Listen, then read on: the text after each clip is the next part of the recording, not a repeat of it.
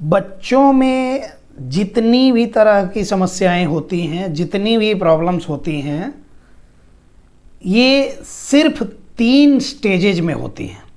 और इन 3 स्टेजेज को आप अगर अच्छे तरीके से समझ लेंगे तो फिर आपको आपके सवाल का जवाब मिल जाएगा। कि मैक्सिमम लोग हमारे से पूछते हैं कमेंट के माध्यम से या फिर फ़ोन से या फिर जब भी जैसे भी जिसके थ्रू आप ये कर सकें हमारे से कांटेक्ट, तो सब लोगों का ये सवाल रहता है कि हमारे बच्चे को कैसे हो गया, ऑटिज्म हो गया या फिर कुछ और प्रॉब्लम्स हैं, अलग अलग तरह के डिफरेंशियल डायग्नोसिस हैं। तो ये ओवरऑल प्रॉब्लम्स इन 3 स्टेजेज में ही होती हैं। स्टेप बाय स्टेप बिना बात को एक्सटेंड किए हम आपको बताते हैं। सबसे पहला स्टेज जो होता है वो होता है प्रीनेटल स्टेज।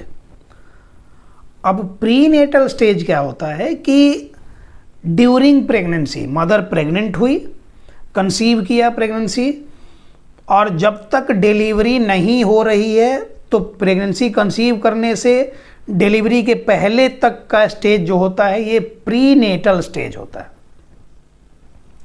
अब प्रीनेटल स्टेज में क्या होता है कि इसमें कौन कौन से फैक्टर्स बच्चे के हेल्थ को अफेक्ट करते हैं, इस पे बात करते हैं। सबसे पहला समझ लीजिए कि मदर अगर एल्कोहलिक है, जो कि शहरों में अभी के टाइम में कॉमन है, तो अगर लड़की जो मदर जो है बच्चे की वो एल्कोहलिक है, अगर एक्सेस एल्कोहल कंज्यूम करती है तो फिर क्या होगा कि बच्चे को लीवर की प्रॉब्लम वहाँ से शुरू होगी। इसके अलावा और भी बॉडी ऑर्गन्स उसके डैमेज होंगे, क्योंकि मदर के प्लेसेंटा से जुड़ा हुआ है बच्चा, सारा न्यूट्रिशन मदर के थ्रू जा रहा।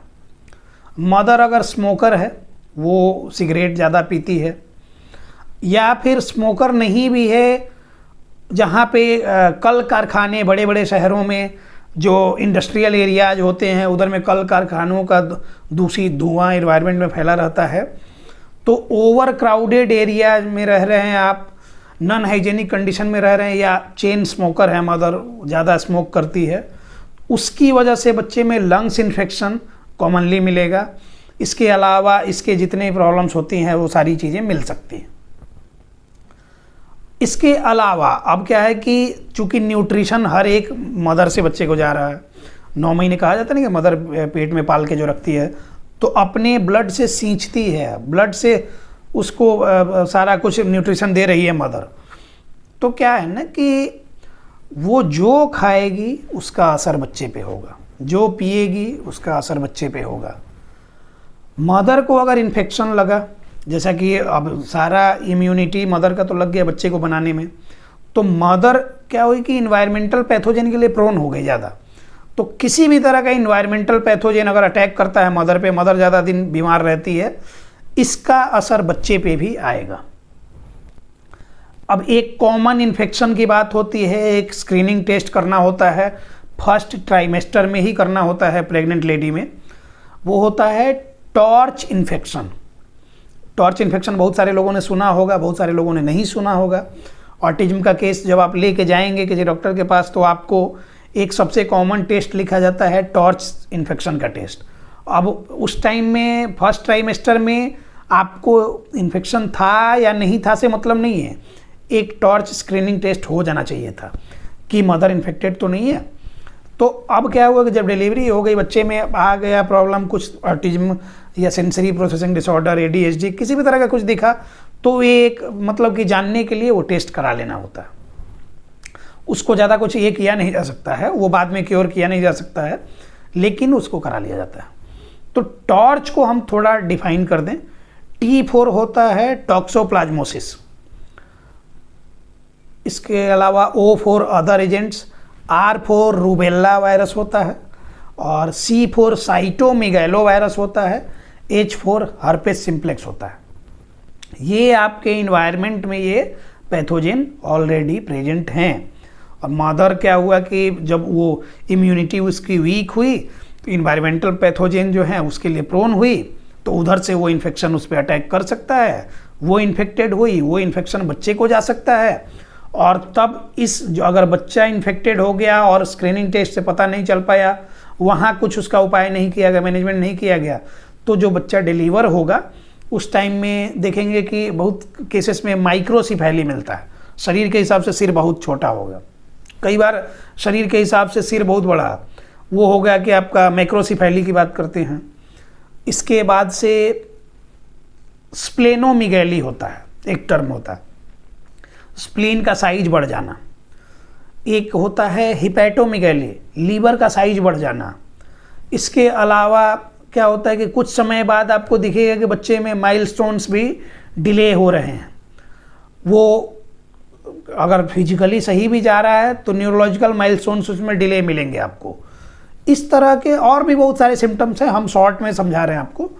तो ये सारे सिम्टम्स मिलेंगे टॉर्च इन्फेक्शन अगर होता है तो ये कब हो रहा था? ड्यूरिंग प्रेगनेंसी, ये हो गया। इसके अलावा मदर को अगर किसी तरह का चोट लग जाता है, डायरेक्ट अटैक हो जाता है, डायरेक्ट किसी तरह का उस पर चोट लग गया, इसीलिए मदर को ना उस टाइम में सोने में, बैठने में, ये सब चीज़ों में ध्यान रखना होता है। अगर पेट के बल सो गई या फिर वहाँ पे डायरेक्ट हीटिंग किसी तरह का हो गया तो भी बच्चे को चोट लग सकती है, वहाँ से भी प्रॉब्लम हो सकती है। इसके अलावा जैसा हमने बताया कि अब नॉन हाइजेनिक कंडीशन में रह रहे हैं, खान पान में ध्यान नहीं बरत रहे हैं, उसमें होता है कि पौष्टिक खाना लेना होता है, हल्का खाना लेना होता है, कुछ भी नहीं खाना होता है, ज़्यादा हैवी आइटम्स नहीं खाने होते। ये सब चीज़ों की वजह से भी बच्चे को प्रॉब्लम होगी। अब मदर लंबे टाइम तक किसी जैसे मेटाबॉलिक प्रॉब्लम से जूझ रही है, जैसे कि हाइपरथायरॉयडिज्म एक कॉमन प्रॉब्लम है महिलाओं में। कुछ में क्या होता है कि प्रेगनेंसी टाइम में गेस्टेशनल डायबिटीज़, वो गेस्टेशन पीरियड में गेस्टेशनल डायबिटीज़ होता है, तो ब्लड शुगर लेवल अगर ज़्यादा बढ़ रहा है तो डॉक्टर के गाइडेंस में उसको मैनेज करना भी होता है। तो ये सारी चीज़ें अगर सही से लेके आप चलते हैं तो फिर बच्चा नॉर्मल ये होगा, नहीं तो फिर कुछ ना कुछ इशूज उसमें हो जाएंगे। ये प्री नेटल कॉजेज हैं, तो इसकी वजह से बच्चे में प्रॉब्लम्स आती हैं। डिलीवरी के टाइम का जो ये होता है, बहुत सारे कॉजेज होते हैं, बहुत सारे फैक्टर्स होते हैं जिसकी वजह से बच्चों में प्रॉब्लम डेवलप कर सकती है। उसके बारे में एक एक करके चर्चा करते हैं। सबसे पहला कि बच्चा अगर पेट में है, मदर के गर्भ में है, तो कैसे होता है। आप अगर उसका एक फोटो देखेंगे तो देखेंगे कि वहाँ गर्भ में पैर ऊपर है और सिर नीचे की तरफ है। तो बच्चे को अब निकलना है तो सिर पहले बाहर उसका आना चाहिए। लेकिन बहुत सारे केसेस में क्या होता है कि ब्रीच डिलीवरी उसको बोलते हैं, पैर बाहर आ गया। तो पैर बाहर आ गया, अब पैर बाहर आ गया तो अब धीरे धीरे धीरे धीरे धीरे धीरे अब शरीर को कैसे भी बच्चे के पूरे शरीर को बाहर निकालना है, तो वो थोड़ा कॉम्प्लिकेटेड डिलीवरी हो जाती है। और ज़्यादा देर तक अंदर सिर उसका रह गया बच्चे का, तो उसकी वजह से भी बहुत सारी प्रॉब्लम्स हो सकता है कि उसको ऑक्सीजन की प्रॉपर सप्लाई ना मिले, या फिर बहुत तरह की प्रॉब्लम्स डेवलप कर सकती हैं। तो ब्रीच डिलीवरी एक हो गया। दूसरा होता है कि कई बार क्या होता है ना कि मदर पुश नहीं कर पाती, एनर्जी नहीं लगा पाती। कई बार क्या होता है कि वहाँ कहा जाता है ना कि लिक्विड की कमी हो गई, मतलब लुब्रिकेंट्स की कमी हो गई, वो प्रॉपर पुश नहीं कर पा रही है, वो तड़प रही है दर्द से। उस केस में देखेंगे कि फोर्सफुली बच्चे को निकाला जाता है, वैक्यूम क्रिएट किया जाता है और वैक्यूम क्रिएट करके उससे खींचा जाता है। एक 3 इडियट्स मूवी आपने देखी होगी, तो उसमें क्लाइमेक्स का जो सीन है आप देखेंगे, तो उस टाइम में कैसे ये किया जाता है। हाँ, वो डिलीवरी वाला जो ये होता है, सॉरी क्लाइमेक्स तो थोड़ा बाद में ये हो रहा है, लेकिन जो डिलीवरी करवा रहा है लोग वहाँ पे, तो वो जो केस होता है ठीक उसी तरह का कि वहाँ पे आर्टिफिशियली कुछ ये से लेके वैक्यूम क्रिएट करके और तब उसको खींचा जा रहा है। उसमें ये जो हमारा यहाँ पे एक होता है ना कि जिसको कहते हैं कि इस पे तेल लगा के रखते हैं और इस पे मारना, चोट नहीं लगना चाहिए, वो ब्रेगमा जो हमारा होता है उस पे वो प्रॉपर यूनियन वहाँ पे क्रेनियल ये का हुआ नहीं होता। तो यूनियन नहीं होने की वजह से ना, अगर आप उस पर ज़्यादा प्रेशर अगर पड़ जाता है तो वो डैमेज कर सकता है ब्रेन को, उसकी वजह से भी प्रॉब्लम हो सकती है बच्चे को। तो वो फोर्सफुली ये हो गया, ये एक फैक्टर हो गया। तीसरा और सबसे इम्पॉर्टेंट, डिलेड या लेट क्राइंग। प्लेसेंटा से जुड़ा हुआ था मदर के, कंप्लीट न्यूट्रिशन मदर के थ्रू आ रहा था, मदर सांस ले रही है, बच्चे को ये ओवरऑल सारी चीज़ें मदर के थ्रू बच्चे को जा रही थी। बाहर निकला, वो कनेक्शन काट दिया गया, नाल काट दिया गया, अब उधर से कोई भी अब जुड़ाव नहीं है उसका। तो बाहर आएगा तो इंडिपेंडेंट बनना पड़ेगा उसको। इंडिपेंडेंट बनने के लिए उसको क्या करना पड़ेगा कि मुंह खुलेगा, जब मान लीजिए रोएगा नहीं तो मुंह नहीं खुलेगा, मुंह नहीं खुलेगा, ऑक्सीजन मुंह में नहीं जाएगी, मतलब हवा नहीं जाएगी, हवा अंदर नहीं जाएगी तो ऑक्सीजन हवा में है, वो फिल्ट्रेट होके वो हमारे ब्रेन तक नहीं पहुंचेगा।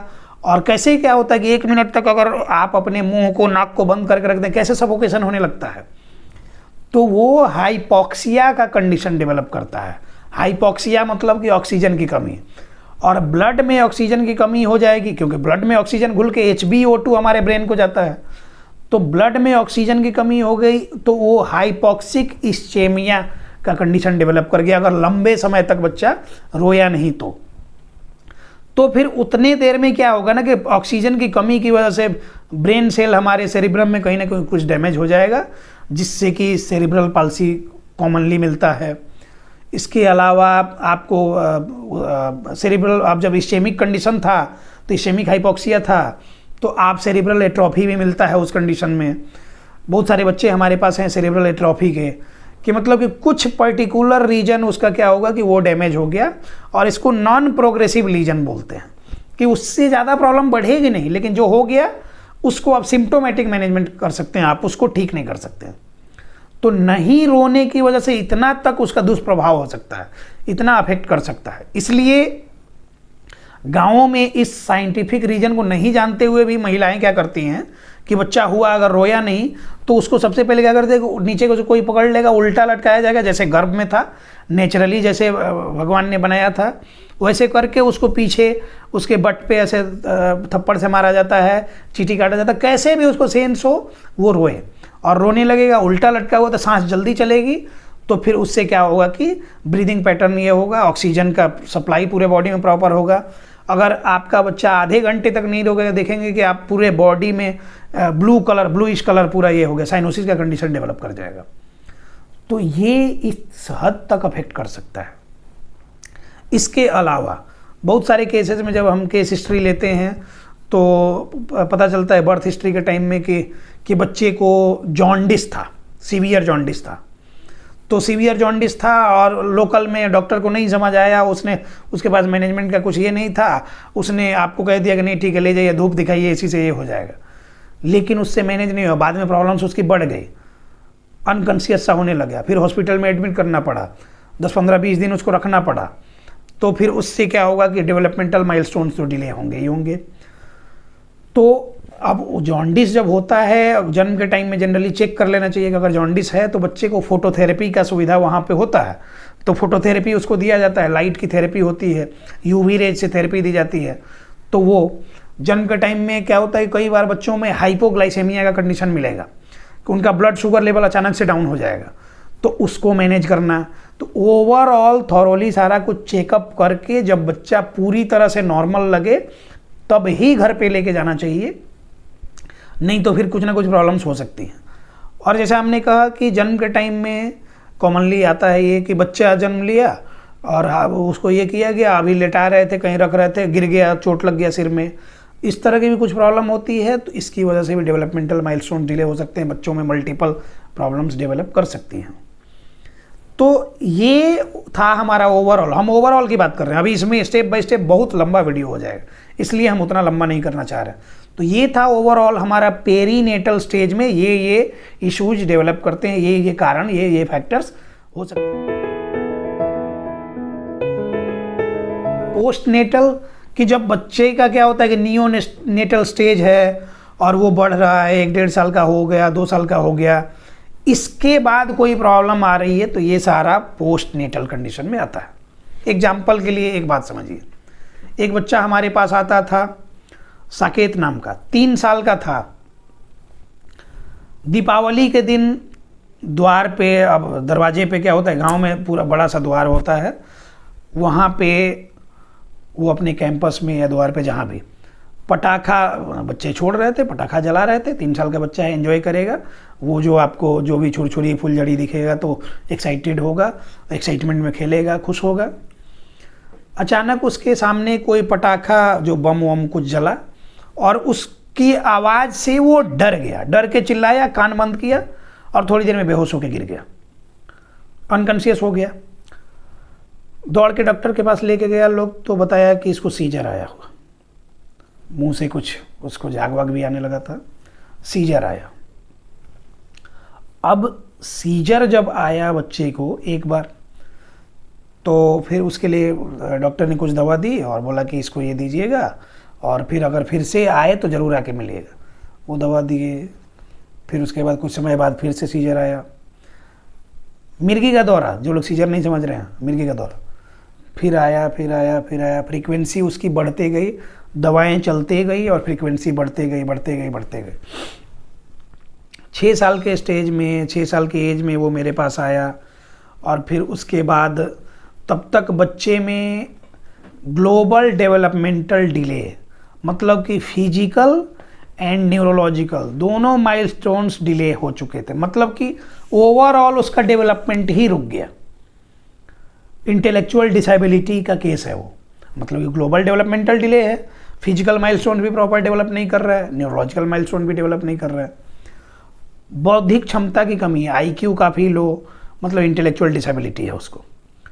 उस बच्चे को बस ये कहें कि पेरेंट्स को समझा दीजिए, पेरेंट्स में एक्सेप्टेंस आ जाए, ज़्यादा अच्छा है। उनको समझा दिया जाए कि आप बेहतर तरीके से समझ लें कि इसमें कितने हद तक डेवलपमेंट हो गई, वो आपके मेहनत पे डिपेंड करता है। टेक्निक्स आपको बता दिए जाएंगे, आपको काम करना है। क्या होता है कि उसमें प्रोग्रेस होती है, और जैसे ही सीजर 1-2 आ गए फिर वो रेग्रेशन आ जाता है। तो मतलब ये है कि उसमें किस हद तक वो ठीक होगा कि नहीं होगा, कुछ नहीं कहा जा सकता। बस इंडिपेंडेंट वो हो जाए, इंडिपेंडेंटली उसको वो अपने आप को मैनेज कर ले, बस इतना ही कहा जा सकता है। वो भी हो पाएगा कि नहीं कहा जा सकता। कुछ समय हमारे यहाँ थेरेपी में रहे लोग, वो लोग अलग अलग देश भर के बड़े बड़े संस्थान सब घूम चुके हैं, लेकिन कोई उपाय नहीं है। तो एक तो ये केस हुआ कि ये पोस्ट नेटल था, ये एक साइकोलॉजिकल फियर था, एक तरह का शॉक था, और उसके बाद से ये प्रॉब्लम्स डेवलप हुई, और उसके बाद वो ठीक नहीं हो सकता। हेड इंजरी अगर हो गई, बच्चे क्या होता है कि आप कहीं जा रहे हैं, एक्सीडेंट हो गया, बेड से ऊंचाई से बच्चा गिर गया, सिर पे डायरेक्ट इंजरी अगर हो गई, हेड इंजरी, तो उस कंडीशन में भी अगर ब्रेन को अफेक्टेड करता है तो मल्टीपल प्रॉब्लम्स डेवलप कर सकती है वहाँ से। रोड ट्रैफिक एक्सीडेंट के केस में आप लोग देखेंगे कि कई बार क्या होता है, एक मूवी राजा की कौन करके मूवी थी, उसमें जो एक्टर है उसका भाई जो रहता है उसको कुछ हेड इंजरी वगैरह होती है, उसके बाद से वो पागल की तरह हरकत। तो हेड इंजरी अगर हो गया तो उसकी वजह से भी प्रॉब्लम्स डेवलप करती हैं, और फिजिकल न्यूरोलॉजिकल माइलस्टोन डिले हो सकते हैं। इसके अलावा सीजर्स का जैसे हमने बताया, एक तो वहाँ तो बच्चा डर के ये हो गया था। किसी भी तरह से अगर सीजर्स आ रहे हैं, मिर्गी के दौरे बच्चे में आ रहे हैं, ग्लोबल डेवलपमेंटल डिले का केस वो हो सकता है। सोशल इंटरेक्शन प्रॉपर नहीं हो रहा है बच्चे का, तो सोशल कम्युनिकेशन डिसऑर्डर डेवलप कर सकता है न्यूक्लियर फैमिलीज में। जैसा हमने स्टार्टिंग में ही कहा कि आप इससे रिलेट कर पाएंगे। तो सोशल इंटरेक्शन प्रॉपर नहीं हो रहा बच्चे का, तो मतलब कि सोशल कम्युनिकेशन डिसऑर्डर डेवलप कर जाएगा। ओवर स्क्रीन एक्सपोजर जब दे रही है, तो सारा डिलीवरी के बाद का फेज है, ओवर स्क्रीन एक्सपोजर दे रहे हैं, तो उसको ऑटिज्म होगा कि नहीं होगा ये तो नहीं कह सकते हैं। न्यूरोलॉजिकल डेवलपमेंट उसका डिले हो जाएगा, न्यूरो डेवलपमेंटल डिले उसमें हो जाएगा। अपने एज ग्रुप के बच्चों के हिसाब से वो पीछे रह जाएगा। कैसे रह जाएगा? अगर आप क्लास में पढ़ने के लिए जा रहे हैं, बैक बेंचर्स को बैक बेंचर्स क्यों कहा जाता है? वो हमारे स्कूल की बात करें तो हम लोग जब स्कूल में थे तो उस टाइम तो ये टच स्क्रीन और स्मार्टफोन नया नया ही आया था, वो भी चाइनीज फ़ोन, छोटा छोटा सब। तो पीछे बहुत सारे बच्चे क्या करेंगे कि हमारे बैचमेट्स वो फ़ोन लेके और अपना उसमें कुछ वीडियो देख रहे हैं, भोजपुरी गाना चला रहे हैं, कुछ कॉमेडी का ये कर रहे हैं। उस टाइम तो बहुत ये होता था, कुछ भरा लिया जो वो डाउनलोड कहीं से डाउनलोड किया, कहीं से ये कराया, वो सारी चीज़ें देख रहे हैं। वो उनको टीचर क्या पढ़ा रहा है उस बात से मतलब नहीं है, टीचर का मजाक उड़ा रहे हैं, ये कर रहे हैं, कॉमन सी बातें कर रहे हैं। तो मतलब ये है कि पढ़ाई वही हो रही है, लेकिन जो उस पर ध्यान दिया हुआ है, जो फ्रंट बेंचर्स हैं, जो प्रॉपर ध्यान दे रहा है, उसको सारी चीज़ें समझ आ जा रही हैं। वही पढ़ाई उन लोग ध्यान नहीं दे रहे इसलिए समझ में नहीं आ रहे। तो वही माइलस्टोन्स है जो जिन बच्चों को हम नॉर्मल सारे जो होते हैं जितने भी क्राइटेरिया फुलफिल करते हुए लेके जा रहे हैं, प्रॉपर डेवलपमेंट हो रही है। वही माइलस्टोन्स अचीव नहीं कर पा रहा जो बच्चा स्क्रीन में ज़्यादा घुस जा रहा, वर्चुअल दुनिया में ज़्यादा रह जा रहा, और रियल दुनिया से उसको मतलब नहीं है। तो मतलब ये है कि ये भी कारण होता है न्यूरो डेवलपमेंटल डिले का। इसके साथ साथ ही अब आप भागना दौड़ना शुरू करते हैं और फिर उसके बाद आपको समझ नहीं आता कैसे मैनेज करें नहीं करें, कभी दवा में, कभी इसमें, कभी उसमें दौड़ते दौड़ते फिर अब बच्चे ऑटिस्टिक भी हो जाते हैं। ऑटिस्टिक बच्चा होने के लिए सिर्फ ये नहीं है कि सोशल इंटरेक्शन नहीं हुआ इसलिए ऑटिस्टिक हो गया, ओवर स्क्रीन एक्सपोजर हुआ इसलिए ऑटिस्टिक हो गया, नहीं, इसमें काफ़ी जेनेटिक फैक्टर्स भी इन्वॉल्व होते हैं। तो ये ओवरऑल बातें होती हैं। तो अब इसके अलावा और भी कुछ कुछ फैक्टर्स होते हैं, जैसे कि आप बच्चे को आप क्या कर रहे हैं, जैसे हमने बताया कि उस हिसाब से ट्रेन नहीं कर रहे हैं। कई बार क्या होता है कि पेरेंट्स काफ़ी स्ट्रिक्टली पेरेंटिंग करते हैं और बच्चा कुछ थोड़ा बहुत बदमाशी करती है, उसको मार देना, उसको डांटना, हर बात पे ये करते रहना, इन सब चीज़ों से भी ये। कई ऑटिस्टिक बच्चे ऐसे हैं जो कि पेरेंट्स के साथ कोऑपरेट नहीं करते हैं, तो हमने कई बार बच्चे की मदर आके बताती है कि इसके पिता इसको मार देते हैं और ये करते हैं। कई बार बच्चे के पिता आके बताते हैं कि इसकी माँ इसको मार देती है। तो बच्चा समझ नहीं रहा ना, उसको आपने मार दिया, अब उसमें क्या हो गया, एक तरह का फियर डेवलप कर गया कि इसमें हमको हर्ट किया गया। अब वो अपने आप वो इमेजिनरी दुनिया में रह रहा है, वो बिना जाने उसने गलती करी हो। और कई बार आप कंफ्यूज होते हैं कि जानबूझ के कर रहा है, बिना जाने कर रहा है, और आप गुस्से में उसको मार दिए, चिड़चिड़ापन अब अपना भड़ास उस पर निकाल लिए और उसकी वजह से साइकोलॉजिकल फियर डेवलप कर गया। उसकी वजह से भी बच्चे में प्रॉब्लम होती है, डेवलपमेंटल डिले हो सकता है। तो ये ओवरऑल बातें हैं। अब सारी बातों को हम कंक्लूड कर, जो हमने 3 स्टेजेज में सारी प्रॉब्लम्स बताई, ओवरऑल सारा कुछ इसी में इंक्लूड कर दिया हमने, और ये ही ओवरऑल प्रॉब्लम्स होती हैं। और बाद में तो इन्वायरमेंटल पैथोजेंस अटैक करते ही रहते हैं, वायरल फीवर, सीजनल फीवर, और सीजनल बहुत तरह की तबीयत खराब होती ही रहती है। बच्चों में क्या होगा कि लंबे टाइम तक कोई प्रॉब्लम रह गई, डेवलप वो लंबे टाइम तक रह गया, तो फिर उसकी वजह से भी रेग्रेशन बच्चों में आ सकता है, इसकी वजह से भी प्रॉब्लम डेवलप करती हैं। जैसे लंबे टाइम तक डेंगू रह गया, चिकनगुनिया रह गया, तो ये सारे हमारे जो कह रहे थे कि पोस्ट नेटल कंडीशंस में ये सारा आता है। अब प्रॉब्लम्स जो भी आएंगी उसके लिए सही से डायग्नोसिस, सही से बच्चे का असेसमेंट और उसके अकॉर्डिंग नीड बेस्ड जो सिम्प्टोमेटिक मैनेजमेंट जो होता है वो किया जाएगा, तो बच्चे में गारंटीड इम्प्रूवमेंट होती है।